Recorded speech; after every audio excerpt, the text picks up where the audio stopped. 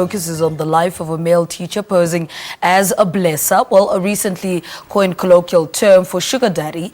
This role refers to a transactional relationship between an older male figure who provides money, clothes and food for a younger female figure in exchange for sex. Well, that's South African playwright and director Mahuma Paul Rapetsoa's latest production titled Blessers Must Fall, opening at the Soweto Theatre on the 26th of July. The production places the spotlight on issues such as the consequences that lead to sexual abuse, teenage pregnancy, and HIV infection. All right, Rapetsoa joins us now to tell us more about his production. Good morning. Welcome to Morning Live. Good morning, everyone. How are you doing? So good to have you in studio. All right, let's talk about this production. You know, it's almost obvious of what inspired it, but why take it to theatre? I'm taking it to theatre level. We are on a mission, as a matter of fact. We are on a mission of motivating the learners and students, especially grade 12 learners. As you can see, tomorrow schools will be reopening. And now we are taking this show there. And as you can see, it's from 11, and the other one starts at 12. Right. I'm sorry, 2 o'clock. Well, we only have maybe the evening show on a Friday. Yeah. But now we are targeting the youth because, as you said, it's hashtag Blessers Must Fall. And the title is Beyond. You understand what I mean? So now, I wrote this play because I was inspired by the crisis, this teacher relationship with the kids at school, and which is a critical crisis at most of the schools. And I think, you know, with the stage play is the best vehicle to deliver the message. So, and as you watch it, you'll always... It will always reflect most of the people. Now, we're trying to depict, as you've already said, this man who is really misusing his powers, abusing his powers, and you know, going out with kids. You can and this child who is in the play, Swiswing is the name of the person. Most of the people, they've watched the play before, but we've changed it with the help of my son, Mahuma Rapetsoa, who's also a writer. We have twisted it so that it must also address the school kids. You see what I mean? And you can imagine a young girl, a vulnerable girl from a very poor family doing matric, and with the hope that I'll pass and I'll have brighter future. And here is someone who is moving around with your life with a future. If I give you 150 rand as your parent and someone gives you 10,000 rand, you see what I mean? And you'll find that life is there. You see, Millie Jackson once said, rose-colored glasses.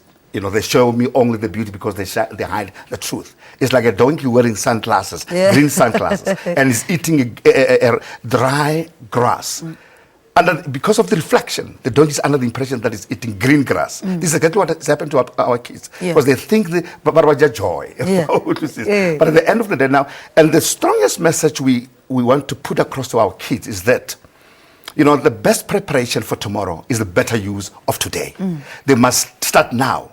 And one of the factors that pull them away is this thing of blessers. You know, you're under the impression that this person is building your life and yet it's killing you. But what solutions does Blessers Must Fall give to the current problem that exists of blessers?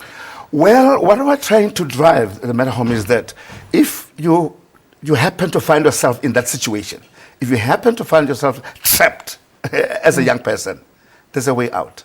You better make a decision, because a decision that mustn't be influenced by peer pressure. It must be a personal decision. Look, here is my future, and here is someone who's disturbing. You know, it's heartbreaking to find that my children are successful. My firstborn is an advocate. I'm just giving an example. My secondborn is a gynecologist. My thirdborn is a physiotherapist. But I'm killing the future of a poor little girl who's got no future. Is that not selfishness? Selfishness. Instead, look, you'll see this girl.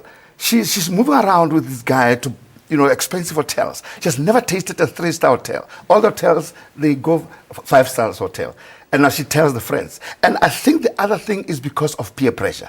There is a verse in the Bible. I'm sorry, I'm not a pastor, I'm not preaching. But there's a verse in the Bible, the 1 Corinthians chapter 15, verse 33, it says, do not be fooled. Bad company corrupts good character.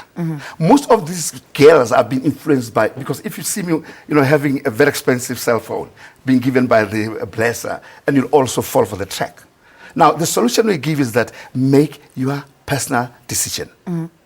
As a young person, concentrate on one main goal. That's your future. All right, so what time, give us details, what time, show times, you spoke about it in we will at Soweto Theatre, from the 26th up to the 29th. That's from Tuesday up to Friday. All right. The first show starts at 11 o'clock.